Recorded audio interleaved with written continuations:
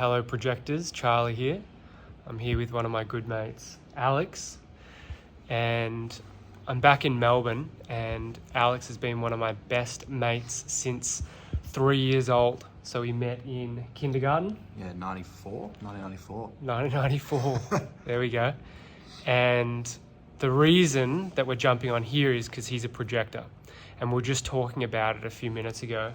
When we were growing up, we had a small group of like really good mates, and all of us were projectors. We were all different types of projectors. Obviously back then, 12, 14 years ago, we didn't know about human design, but it's interesting how we were drawn to each other. And I'll just ask Alex a couple of questions about his experience of being a projector. Do you feel like you are somewhat unique, or your energy maybe is a little different than, the average person? Yeah, I think like especially going through school where everything's routine and they explain things to you that you're meant to live your life a certain way with the majority of other people, I felt like I didn't fit into that. And it took me a while, but definitely feel like I work better when it's not set out in stone or it's not the same as other people, that's for sure. Do you have a 9-to-5 job?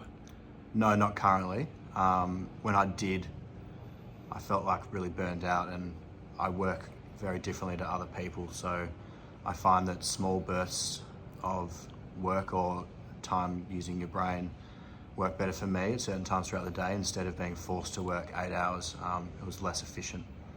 Yeah, totally. And you've always, I would say, Alex is a self-projector, so from the G Center speaking, but I would say you've always been quite creative, and your mind's worked in different ways, a bit more abstract, a bit more open, which is also sort of a projector unique way of moving through life. So when, I imagine if you've tried to do the same thing as everyone else, or gone into a normal 9-to-5 and put yourself in a box, I imagine it was a bit challenging. Yeah, and I think like, especially maybe 10 years ago when we finished school, the majority of people go off and do that straight into uni, straight into a full-time job, and that expectation of society to do that can often make people, especially projectors, feel a bit lost. Yeah. And I find that now that I'm more free in terms of not working 9-to-5, I'm more effective in my day-to-day life just because I can do things when I need to and when I want, and I can also rest when I want. So you notice that your energy can go up and come down, you're of finding your flow and rhythm within that. Totally. I think mornings and sometimes even late nights, like when I have time to myself, it works for me. Whereas throughout like sort of 10 till 3 is a less efficient time for me. That's interesting. We haven't talked so much about human design, but that's interesting because, 10 till 3 is more of the prime time of when people are working. There's more energy, the sun's high in the sky, it's more generating.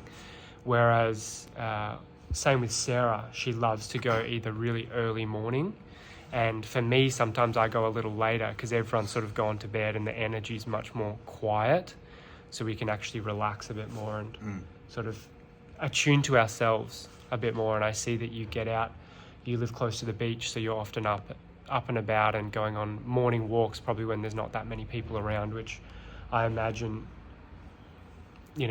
touches you or hits you in a special way. You like feel that connection more.